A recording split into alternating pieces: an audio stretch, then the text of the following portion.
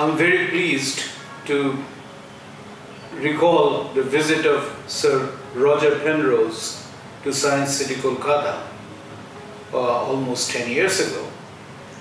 But that visit now finds new relevance and importance in the light of this year's Nobel Prize, half of which has been awarded to Professor Sir Roger Penrose for his profound work on relativity and the singularity theorems. Professor Sir Roger Penrose has visited Kolkata on many occasions, and he has given memorial lectures named after almost every stalwart of Calcutta, like the S.N.Bose Triennial Gold Medal Lecture, the S.N.Bose Memorial Lecture, the Meghnad Saha Memorial Lecture, and he has always been an extremely popular, sought-after speaker.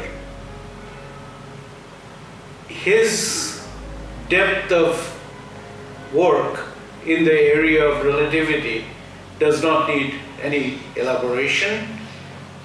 It has been assessed that Sir Roger's work has had the most profound impact in the research of relativity over the last several decades. During his trip to Science City in 2011 to deliver the S.N.Bose Memorial Lecture organized by the S.N.Bose National Centre for Basic Sciences in Kolkata, Sir Roger also inaugurated an exhibition after Subrahmanyan Chandrasekhar, who, like Sir Roger, 25 years ago, 27 years ago, also won half the share of the Nobel Prize for his fundamental work on relativity and its impact on various aspects of stellar structure. Both Sir Roger and Subrahmanyan Chandrasekhar have distinguished themselves by not only the beauty and depth of their work, profoundness of the work, but also by their search for perspective, a proper perspective in the field of technical progress. Sir Roger has recently been writing very profound books on various aspects which require very deep erudition.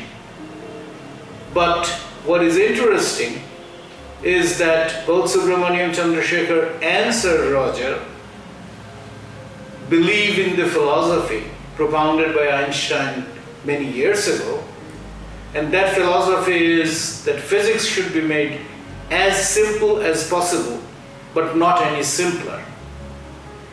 So this should actually be the motto of all who propose to popularize science. Science should be popularized, but not at the expense of beauty and rigor and conceptual clarity. Sir Roger's best-selling books do not claim to be devoid of equations. After all, it is thought that equations scare away readers. The fallacy of that statement is proved by Sir Roger. His books have equations, but those equations are made lucid in the context, in the proper context and the proper perspective. And that is the hallmark of a great thinker, of a great teacher. Sir Roger wears his elegance and his eminence, his great eminence, very lightly. He does not have any airs of aloofness. He is a delightful person, a conversationalist, either in small circles or among a throng of eager students. His very British and delectable sense of British humor is really delightful. He has been coming to Kolkata, as I mentioned, very, very regularly. And in fact, he was expected to be here at an event last June, which we were organizing, and it had to be postponed because of the global pandemic. It was rescheduled 2 or 3 times, and every time Sir Roger was quite agreeable to the new dates. Currently we are thinking of organizing it in March next year, and Sir Roger has graciously agreed to come to Kolkata on the new date yet. His popularity as a speaker is beyond description, and one of the pictures of this exposition shows the long queue of people waiting to get into the lecture by Sir Roger, and that is a usual picture that happens every time he gives a lecture, and which is announced. There is always standing room only.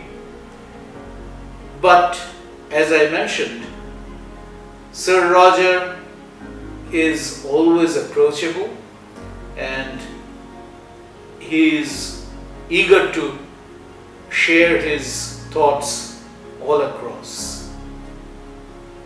In this context, I would also congratulate Science City that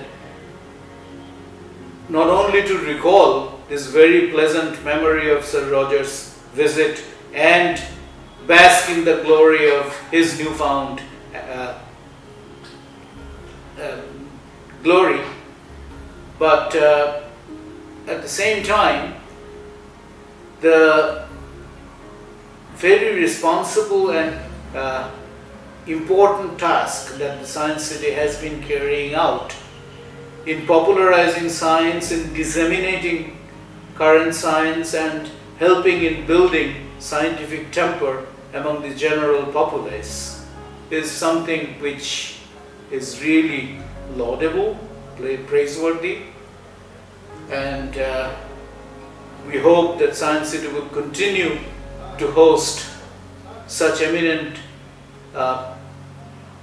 proponents and disseminators of science in the near future, and hopefully some of the present younger speakers that Science City will invite will earn Nobel Prizes or such distinction in the future. Science City can also take pride in having hosted